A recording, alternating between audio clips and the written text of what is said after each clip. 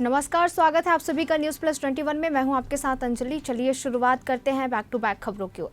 Police विभाग द्वारा अपराधियों को ट्रैक करने तथा अपराध की विवेचना के लिए तेजी से टेक्नोलॉजी का इस्तेमाल किया जा रहा है। आज मुख्यमंत्री विष्णुदेव साय ने IO मितान मोबाइल ऐप लॉन्च किया है। यह विवेचना अधिकारियों के लिए काफी उपयोगी होगा। साथ ही उन्होंने दुर्ग पुलिस रेंज द्वारा तैयार किए गए त्रिनयन ऐप का भी शुभारंभ किया है। इस त्रिनयन ऐप के माध्यम से 100 किलोमीटर तक के दायरे के सभी CCTV कैमरे के लोकेशन ट्रेस किए जा सकते हैं। इसके साथ ही अपराधियों को पकड़ने में आसानी भी होगी। मुख्यमंत्री ने टेक्नोलॉजी को विभाग में लगातार शामिल करने के लिए पुलिस अधिकारियों की इस मौके पर प्रशंसा की है। वहीं पश्चिम बंगाल की CM ममता बनर्जी गुरुवार शाम को चोटिल हो गई। TMC ने X पर पोस्ट करते हुए इसकी जानकारी दी है और कहा है कि हमारी चेयरपर्सन को गंभीर चोट आई है, उनके लिए दुआ कीजिए। इसके साथ ही CM ममता की एक तस्वीर भी सामने आई है जिसमें उनके माथे से खून निकलता दिख रहा है। चोट लगने के बाद CM को अस्पताल में भर्ती कराया गया, जहां इलाज के दौरान उनके सिर में टांके आए हैं। ममता बनर्जी के स्वास्थ्य को लेकर अस्पताल के निदेशक ने जानकारी दी है। उन्होंने कहा है कि CM की ओर से गुरुवार शाम लगभग 7:30 बजे हमारे अस्पताल को सूचना दी गई। वह पीछे से धक्का लगने के कारण अपने घर से गिर गई थी और नाक पर तेज चोट लगी थी, जिससे काफी खून बह रहा था। वहीं लोकसभा चुनाव 2024 में इस बार बड़ा बदलाव देखने को मिल रहा है। चुनाव प्रचार में आर्टिफिशियल इंटेलिजेंस का इस्तेमाल किया जा रहा है। नई टेक्नोलॉजी अपनाने के मामले में अभी तक भारतीय जनता पार्टी बाकी पार्टियों से आगे निकल चुकी है। प्रधानमंत्री नरेंद्र मोदी भी टेक्नोलॉजी के मामले में सबसे आगे हैं। बीजेपी PM मोदी के भाषणों को 8 अलग अलग भाषाओं में बदलने के लिए AI का इस्तेमाल कर रही है। सोशल मीडिया पर बंगाली, कन्नड़, तमिल, तेलुगु, पंजाबी, मराठी, ओडिया और मलयालम जैसी भाषाओं में भी PM मोदी का भाषण सुना जा सकता है। वहीं दिसंबर 2023 में उत्तर प्रदेश में एक कार्यक्रम के दौरान प्रधानमंत्री नरेंद्र मोदी के हिंदी भाषण का तमिल में अनुवाद करने के लिए एक खास AI टूल का इस्तेमाल किया गया था।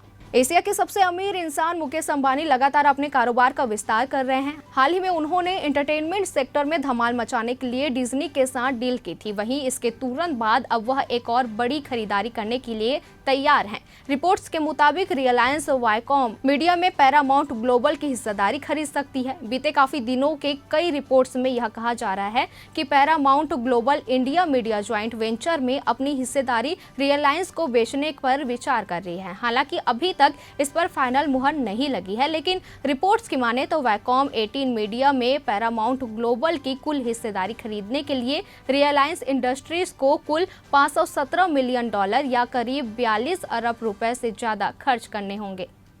वहीं भारत सरकार की केंद्रीय सूचना एवं प्रसारण मंत्रालय ने 18 OTT प्लेटफॉर्म को ब्लॉक करने का फैसला लिया है। दरअसल ये प्लेटफॉर्म अश्लील कंटेंट को बढ़ावा दे रहे थे और सरकार की तरफ से कई बार वार्निंग दी जा चुकी है। इसके साथ ही कई सोशल मीडिया अकाउंट और वेबसाइट को भी ब्लॉक किया गया है। बता दें कि यह जानकारी न्यूज एजेंसी ने दी है। उनके पोस्ट के मुताबिक सूचना प्रसारण मंत्रालय ने 18 OTT प्लेटफॉर्म को ब्लॉक किया है। इन प्लेटफॉर्म्स को अश्लील कंटेंट को लेकर कई बार चेतावनी भी जारी की जा चुकी है। इसके अलावा पूरे देश में 19 वेबसाइट, 10 ऐप्स और OTT प्लेटफॉर्म के 57 सोशल मीडिया अकाउंट को ब्लॉक करने का फैसला लिया है। बॉलीवुड एक्टर सुशांत सिंह राजपूत के निधन ने पूरे देश को शॉक कर दिया था। उनके परिवार और दोस्तों से लेकर फिल्म इंडस्ट्री और आम जनता तक इसकी खबर आने के बाद सदमे में थे। 14 जून 2020 को सुशांत अपने बांद्रा वाले अपार्टमेंट में मृत पाए गए थे।